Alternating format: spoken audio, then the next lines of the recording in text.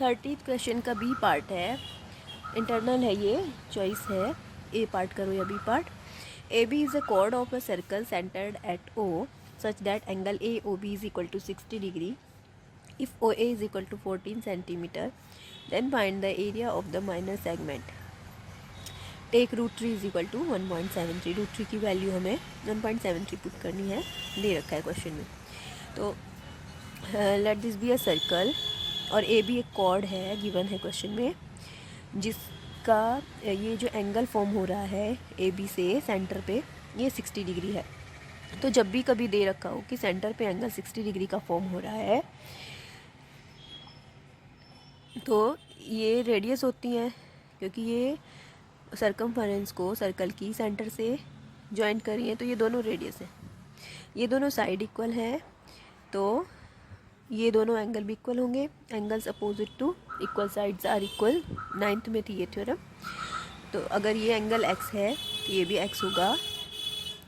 और angle sum property होती है ट्राइंगल में 60 plus x is equal to 180, क्योंकि ट्राइंगल के तीनों एंगल का सम 180 डिग्री होता है और ये दोनों एंगल इक्वल है, तो 60 plus 2x is equal to 180, 2x is equal to 180 minus 60, तो x की वैल्यू भी 60 डिग्री आ गई। मतलब ये एक इक्विलेटरल ट्राइंगल है। ये जो यहाँ पे फॉर्म हो रहा है, जब भी सेंटर पे 60 डिग्री का एंगल डिस्क्राइब करती है कोई कॉर्ड और एंगल फॉर्म होता है, तो वो एक इक्विलेटरल ट्राइंगल फॉर्म होता है। और इक्विलेटरल ट्राइंगल का एरिया होता है area of an equilateral triangle होता है √3/4 a²। ए क्या है? ए उसकी साइड का मेजरमेंट है। तो अब हमें फाइंड आउट करना है माइनर सेगमेंट का एरिया। माइनर सेगमेंट मतलब सेगमेंट ए बी। तो ये एरिया फाइंड आउट करने के लिए, ये एरिया हमें फाइंड आउट करना है। इस पूरे सेक्टर ए ओ बी, इस एरिया में से अगर हम इस ट्राइंगल ए ओ बी का एरिया माइनस कर देंगे, तो हमें माइनर सेगमेंट ए बी का एरिया मिल जाएगा। So area of minor segment A B is equal to area of sector A O B minus area of triangle A O B. अब sector का area क्या होता है? सेक्टर का area होता है angle form on the centre, 60 degree का angle form होता है बाय 360 पाई r² माइनस √3/4 a²। ए हमारी क्या है? Side 14 into 14। सो ये वैल्यूज़ पुट करेंगे और हम इजीली इसको सॉल्व कर सकते हैं। 60/360, पाई की वैल्यू 22/7, आर भी 14 है और यहाँ पर इसकी साइड्स भी 14 है।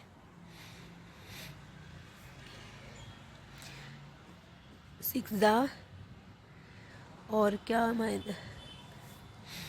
यहाँ से हम कुछ कॉमन भी ले सकते हैं।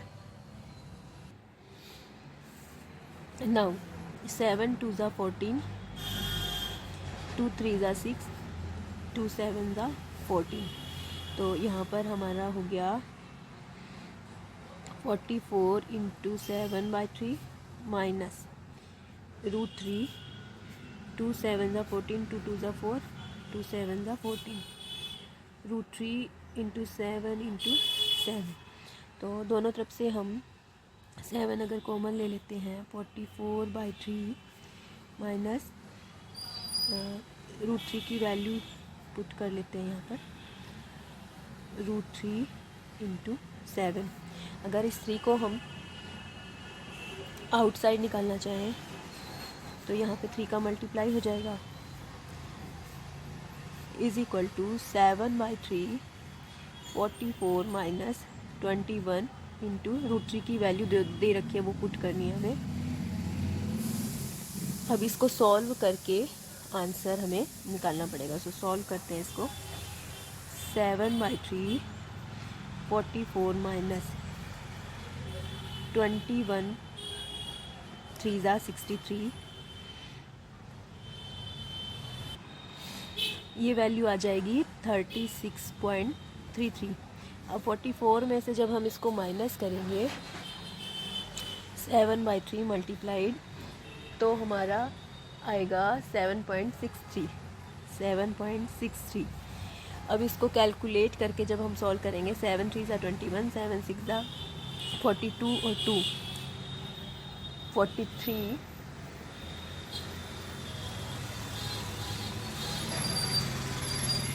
7 7 ज़ा 49 और 4 53। तो ये वैल्यू हमारी आएगी इज़ इक्वल टू 3 1 ज़ा 3, 23 3 7 ज़ा 21, 3 सॉरी यहाँ पर 4 होगा, 24 3 8 ज़ा 24 और 3 0 ज़ा 3 8 ज़ा 24 3 0 ज़ा 0। इसके अराउंड कुछ हमारा सेक्टर का एरिया, माइनर सेगमेंट का एरिया आएगा अप्रॉक्सीमेटली। 31st क्वेश्चन है prove that √3 is an irrational number. तो ये क्वेश्चन मैंने पहले सॉल्व कराया है इंपॉर्टेंट क्वेश्चंस में, उसमें आप जाके देख सकते हैं। बहुत ही फेमस क्वेश्चन है। √2 √3 √5 इनमें से किसी भी एक नंबर को इरेशनल प्रूव करने के लिए दे सकते हैं। सो आप उस वीडियो को देख सकते हैं इस क्वेश्चन के आंसर के लिए।